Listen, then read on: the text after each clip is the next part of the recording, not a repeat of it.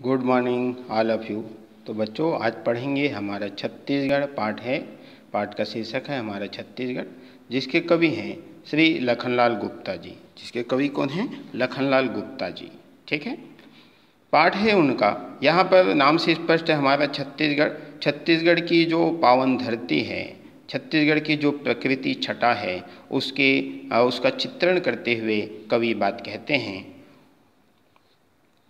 उच्च गिरि कानन से संयुक्त भव्य भारत का अनुपम अंश, जहाँ था करता शासन सुभग वीर गर्वित गोणों का वंश।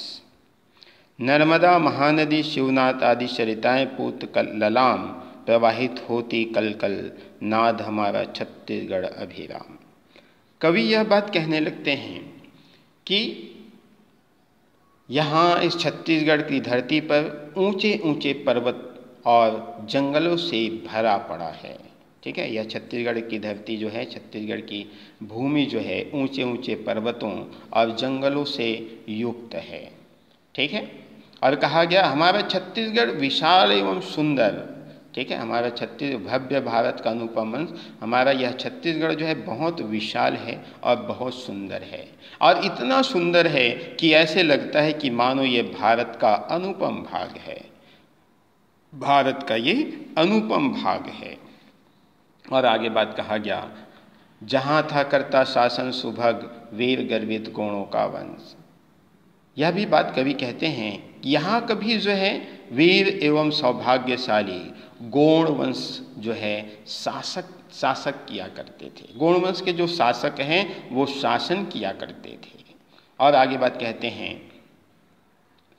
नर्मदा महानदी शिवनाथ आदि सरिताएं पूत ललाम, प्रवाहित होती कल कल नाद हमारा छत्तीसगढ़ अभिराम। यह बात कहते हैं कि छत्तीसगढ़ की धरती पर महानदी, शिवनाथ आदि अनेक सुंदर नदियां जो है कलकल करते हुए, कलकल ध्वनि करते हुए बहने लगती है, प्रवाहित हो रही है। सचमुच में हमारा छत्तीसगढ़ जो है बड़ा ही सुंदर है। ठीक है, और आगे बात कहा गया, रतनपुर करता गौरव प्रकट सुयस गाता प्राचीन मलार, नित्य उन्नति अवनति का दृश्य देखता दलहा खड़ा उदार। तीर्थल राजिम परम पुनीत और शिवरी नारायण धन्य, कह रहे महानदी तट सतत यहाँ की धर्म कथाएं रम्य। आगे बात कवि कहने लगते हैं कि छत्तीसगढ़ का जो रतनपुर है, छत्तीसगढ़ का कौन सा रतनपुर जो है, रतनपुर नगर जो है इस छत्तीसगढ़ के गौरव गाथा को प्रकट कर रहा हो ऐसा प्रतीत होता है। ठीक है, छत्तीसगढ़ के गौरव गाथा को प्रकट कर रहा हो ऐसा प्रतीत होता है। और यह भी बात कहने लगते हैं, नित्य उन्नति अवनति का दृश्य देखता दलहा खड़ा उदार। इसी तरह प्राचीन और ऐतिहासिक नगरी जो है मल्हार, सुयस गाता प्राचीन मल्हार, अर्थात प्राचीन और ऐतिहासिक नगरी मल्हार जो है यहाँ की सुंदर यश का गान कर रहा हो। सुयस गाता प्राचीन मल्हार, यहाँ की सुयस अर्थात सुंदर गौरव गाथा का गान कर रहा हो, प्रकट कर रहा हो ऐसा प्रतीत होता है। उसके साथ साथ ये भी बात कहा गया है, नित्य उन्नति अवनति का दृश्य देखता दलहा खड़ा उदार। और इस छत्तीसगढ़ भूमि की जो प्राचीन नगरों के साथ साथ दलहा पहाड़ जो है सदा ही इस धरती के उन्नति एवं अवनति के दृश्य को देखता हुआ बड़े उदारता के साथ खड़ा हुआ है। ठीक है, उदारता के साथ खड़ा हुआ है ऐसा दलहा पहाड़ जो है दिखाई देता है। अर्थात आप यह कह सकते हो कि इस छत्तीसगढ़ के भूमि की उन्नति एवं अवनति के साक्षी है, अर्थात प्रमाण है, वह दलहा पहाड़ साक्षी है। ठीक है, और यह भी बात कहा गया, तीर्थ स्थल राजिम परम पुनीत और श्री नारायण धन्य, कह रहे महानदी तट सतत यहाँ की धर्म कथाएं। यह भी बात कहने लगते हैं कि यहाँ की जो तीर्थ स्थल राजिम एवं श्री नारायण जो है अत्यंत पवित्र है। यहाँ बहने वाली जो महानदी के तट हैं, अर्थात यहाँ पर जो महानदी बहता है उस महानदी के तट पर अनेक रमणीक स्थल हैं, अनेक धर्म कथाओं को कहने वाले धार्मिक स्थल हैं, अर्थात आप यह कह सकते हो कि महानदी के तट पर अनेक धार्मिक स्थल हैं और इसका रमणीक दर्शन जो है, रमणीक वर्णन जो है, महानदी निरंतर अपनी कलरव ध्वनि से धर्म गाथाओं को कह रहा हो, ऐसा प्रतीत होता है। ठीक है, और आगे बात कहा गया, प्रकृति का क्रीड़ा स्थल कमनी, यहाँ है वन संपदा अपार, भूमि में भरा हुआ है विपुल कोयले लोहे का भंडार, यहाँ का है सुंदर साहित्य, हुए हैं बड़े बड़े विद्वान, यहाँ का सुंदर साहित्य, हुए हैं बड़े बड़े विद्वान, कीर्ति है जिनके व्याप्त, विशेष आज भी हैं पाते सम्मान। यहाँ पे बात कहा गया है, कवि यहाँ पे बात कहते हैं कि वास्तव में प्रकृति द्वारा प्रदत्त, प्रकृति का क्रीड़ा स्थल कमनी, यहाँ है वन संपदा अपार, प्रकृति द्वारा अनेक वन संपदा का भंडार है यहाँ।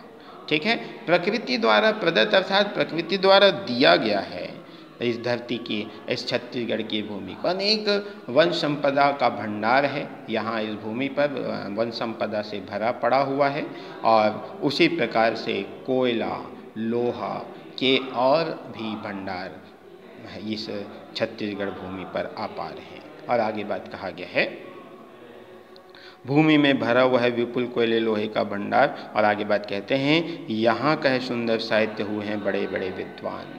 ठीक है, आगे यह भी बात कहने लगते हैं कि राज्य इस छत्तीसगढ़ प्रकृति के क्रीड़ा स्थल प्रतीत होता है, अर्थात प्रकृति जो है, प्रकृति के खेलने का जगह हो या छत्तीसगढ़ जो है, ऐसा प्रतीत होते हैं। ठीक उसी प्रकार जिस प्रकार से एक वन संपदा की तुलना जो है कवि जो है यहाँ पे सुंदर स्त्री से करते हुए कहने लगते हैं। ठीक है, और यह कहते हैं कि छत्तीसगढ़ राज्य का इतिहास जो है बड़ा ही प्राचीन है।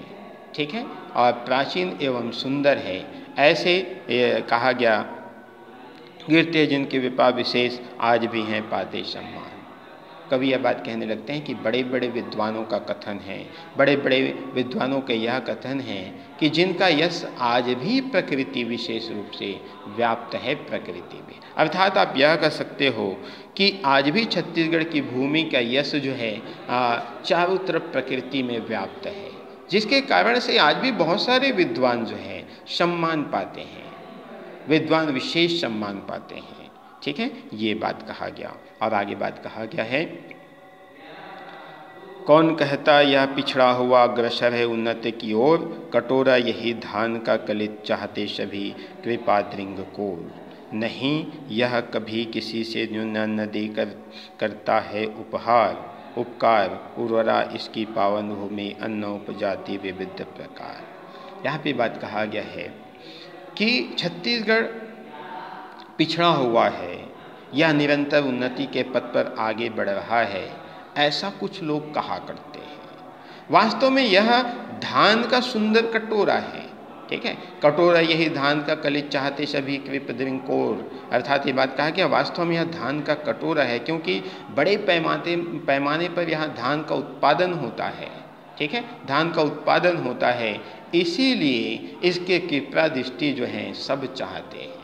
ठीक है, सभी लोग धान के लिए छत्तीसगढ़ धरती का मुंह ताकते हैं, अर्थात सब जो है अन्न के लिए छत्तीसगढ़ की ओर देखते हैं। इसलिए कहा गया हमारे छत्तीसगढ़ जो है किसी से कम नहीं है, नहीं यह कभी किसी से न्यून अर्थात किसी से कम नहीं है। और यह भी बात कहने लगते हैं अन्न देकर करता है उपकार, इसलिए बात कहने लगते हैं कि अन्य प्रांतों को अनाज देकर भलाई करता है, अन्य प्रांतों को अनाज देता है हमारा छत्तीसगढ़ जो है, और उनके ऊपर उपकार करता है। यहाँ की धरती जो है अत्यंत उर्वरा, इसकी पावन भूमि अन्न उपजाति विविध प्रकार, क्योंकि छत्तीसगढ़ की भूमि जो है अत्यधिक उपजाऊ है, उर्वरक है, उर्वरा शक्ति है इस धरती पर, इसलिए यहाँ तरह तरह के अन्नों को उपजाया जाता है, तरह तरह के फसल लिए जाते हैं, अन्न का उपज लिया जाता है। ठीक है, और आगे बात कहा गया है, इससे विनय यही करबद प्रगति पथ पर होवे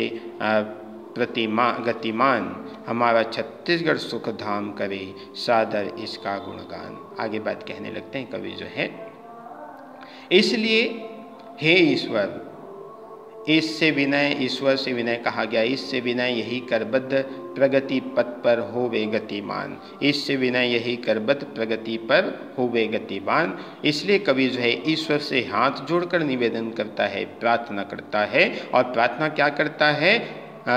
प्रगति पथ पर होवे गतिमान, कि हे ईश्वर, प्रार्थना है आपसे कि छत्तीसगढ़ प्रगति के पथ पर सदैव आगे बढ़ता रहे। और क्या कहते हैं? हमारा छत्तीसगढ़ सुखधाम करे सादर इसका गुणगान, और हमारा छत्तीसगढ़ सुखों का धाम है, अर्थात यहाँ के निवासियों को कोई कष्ट नहीं है, इसलिए बड़े आदर पूर्वक आओ इसका गुणगान करें, ऐसा कवि जो है कहता है। तो आज आपका ये पाठ समाप्त हो गया। धन्यवाद।